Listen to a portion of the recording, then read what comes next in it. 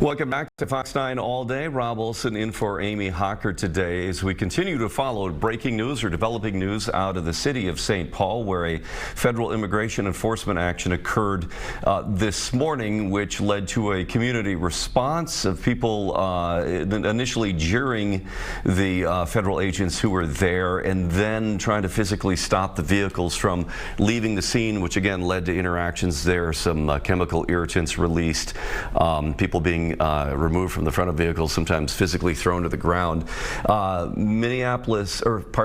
Paul Councilwoman Molly Coleman of Ward 4 in St. Paul joining us now. This is the ward that this occurred in your ward. When were you able to get out there and what did you observe initially? Yeah, thank you so much for having me, Rob. I don't even know what time it was exactly that I got there. We started to hear early this morning that there was a large federal enforcement mobilization taking place in Ward 4 in St. Paul. Obviously, that immediately raises flags for community members who correctly immediately ask if this is an ICE operation and if the federal government is here to attack our immigrant community members. We worked hard to get as many answers as we could immediately. The initial information that we were able to gather suggested that this was not an ICE operation, but was in fact a lawful, permissible enforcement action. However, as the federal officers moved to Rotex, where this eventually took place on Hampton and Territorial, it became very clear that this was a significant operation, that there were a number of federal agencies there, and that ICE was in fact on the scene. We learned that our office had headed out right away. I got there a bit later, but immediately saw that there were federal officers who had detained members of our community, who had arrested members of our community, and who were behaving quite violently in response to community members who were there recording, who were there, engaging in constitutionally protected behavior to make sure that folks at least understood what was happening at this scene. Yeah, and then as it developed too, again, you see that the crowd kind of gathers initially, observing, as you said, taking video, trying to find out more information, and then what led into more of, I guess, a conflict here where some of the people gathered there became injured. What did you observe? Yeah, so, we saw a number of injuries, primarily from the release of chemical irritants. So pepper spray was deployed, tear gas was deployed. There were people on the ground screaming in agony. There were people who had been shoved to the ground by federal officers, people who, had suffered an array of injuries.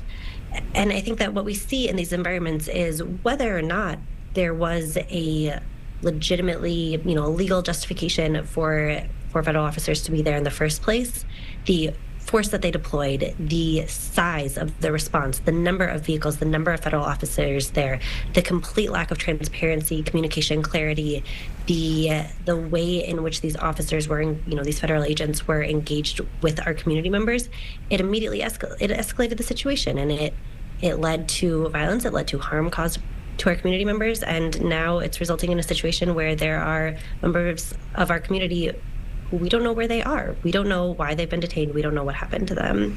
We'd heard at least one person detained. Trying to get more accurate numbers here. Have you heard anything in terms of how many people were taken out of there? So we're still working to get final confirmation of numbers. We have spoken to folks who saw at least 3 individuals who were in one of the vehicles driven by federal agents. We also know of a community member who was there as a protester. They're observing the federal agents, who has also been arrested. Are you able to get then through your channels as a city council member any additional information from federal authorities in terms of why they were there, who they were looking for, and what happens now?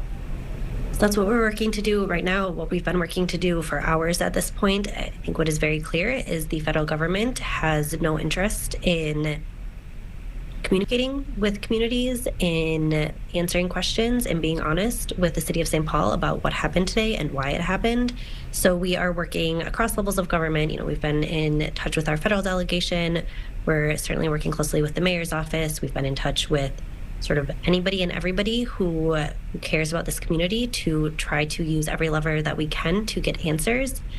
But there's only so much we can do. As a St. Paul City Council member, if I call the federal government and say, tell me where you took our people, they're not answering. They're not calling me back. And unfortunately, that's true for elected officials throughout the state at all levels of government. And I think it is immensely, immensely concerning that we have a federal government that is so uninterested in telling the truth to the people of St. Paul. Well, and you'd also like to find out not only where did they take them, but who are they and why?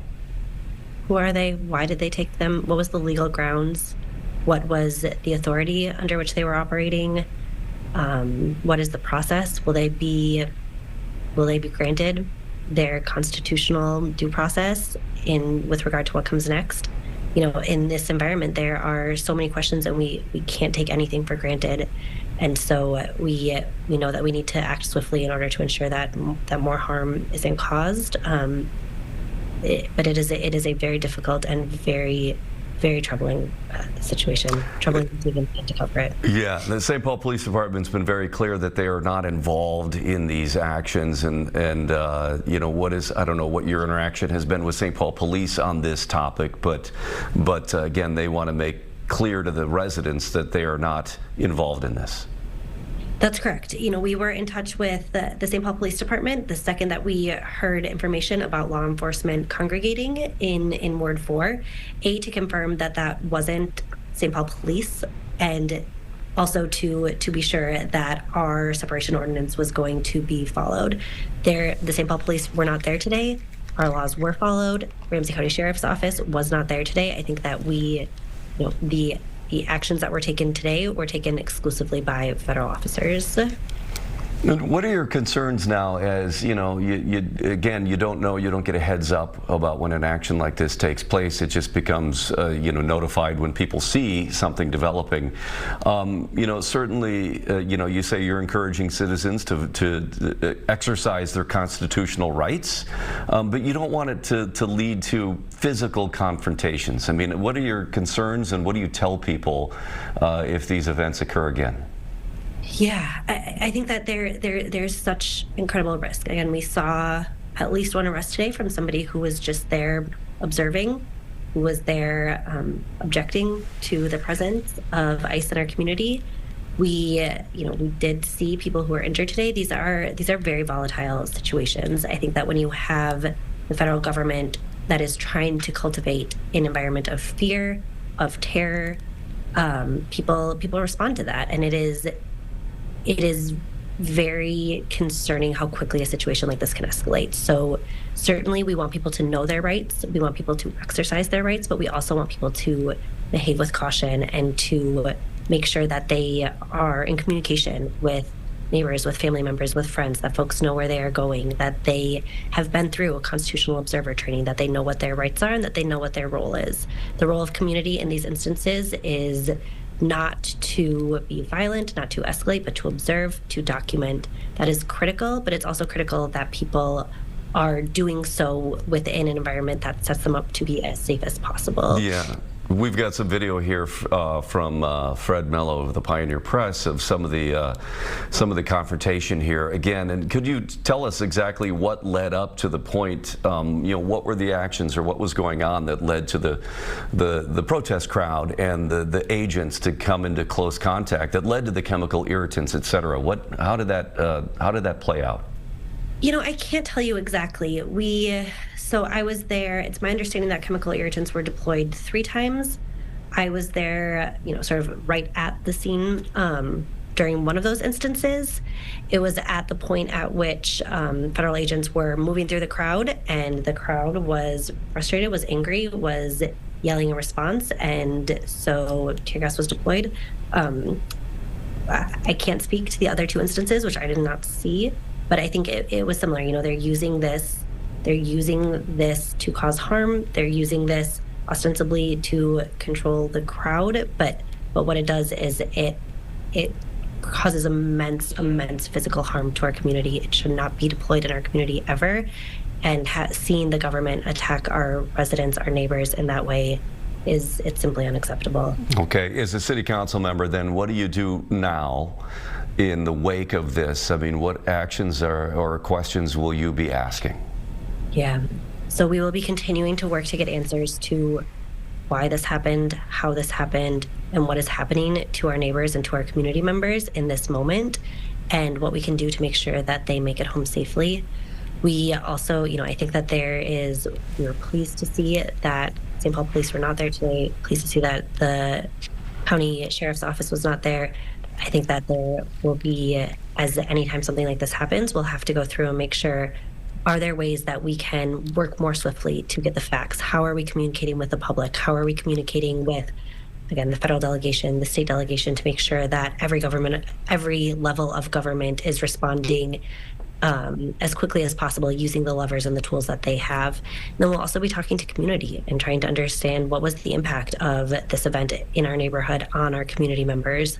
How do we better equip folks to have the constitutional observer trainings that they need to have in order to respond in these moments? What can we be doing to really support those who were most impacted by this act of violence today? Okay. Ward 4 Council Member Molly Coleman of St. Paul, who responded to this scene of this enforcement action in St. Paul in her ward. Thank you for joining us today to shed light on what you observed and your concerns and your actions going forward. Thank you so much. Thank you for having me. All right.